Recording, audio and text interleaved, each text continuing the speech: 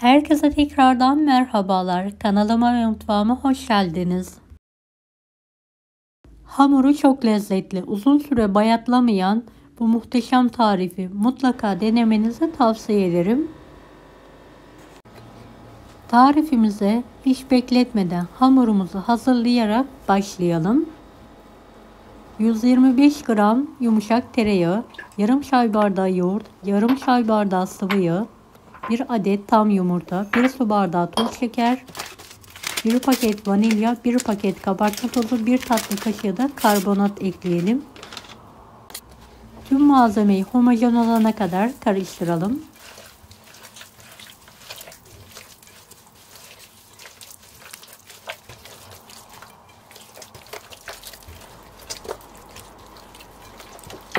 Dört su bardağı unu azar azar ekleyerek yumuşak, ele yapışmayan bir hamur yoğuralım.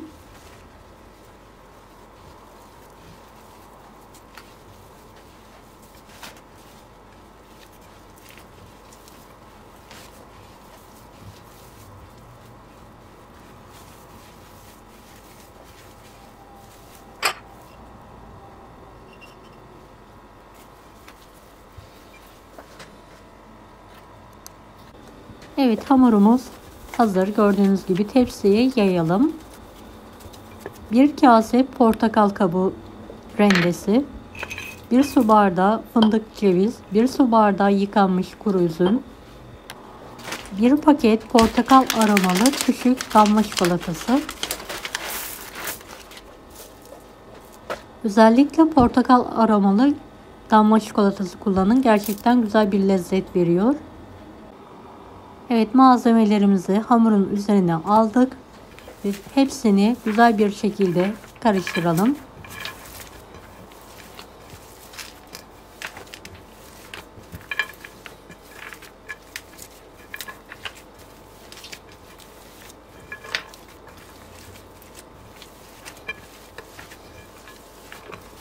Videomu bu kısma kadar izlediyseniz yorum kısmına herhangi bir emoji bırakırsanız bana destek olmak için sevinirim.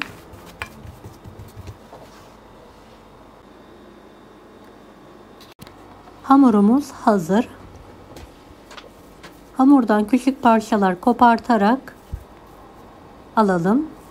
Hiç yuvarlama, şekil verme derdi olmadan kopartarak kurabiyelerimizi hazırlayalım. Evet, hamuru aynı yöntemle kopartarak şekil vermeye devam edelim. Gördüğünüz gibi şekil vermesi oldukça kolay.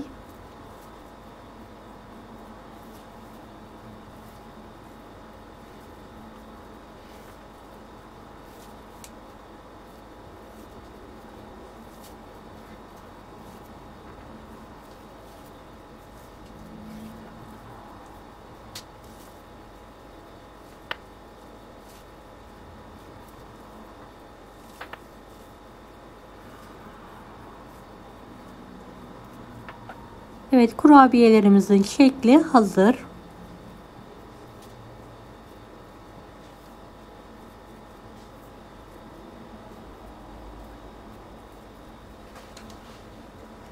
Fırın tepsisine alarak aralıklı olacak şekilde dizelim.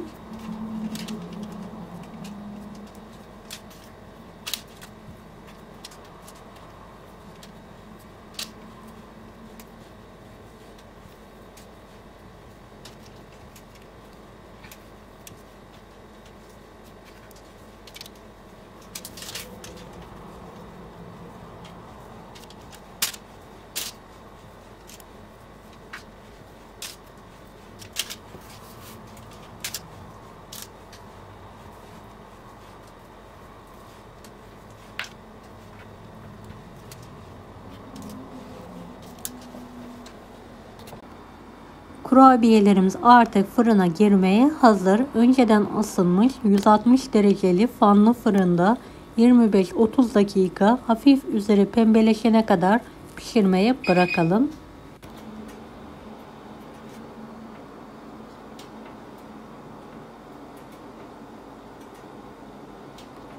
Pişen kurabiyeleri fırından çıkartalım ve kendi halinde soğumaları için bırakalım.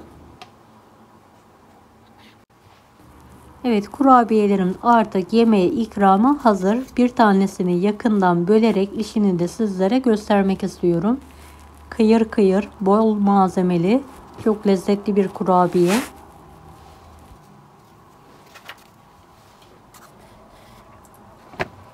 Kurabiyelerimizi uzun süre muhafaza edebilmek için hava almayan kurabiye kutularına, kavanozlara alarak saklayabilirsiniz.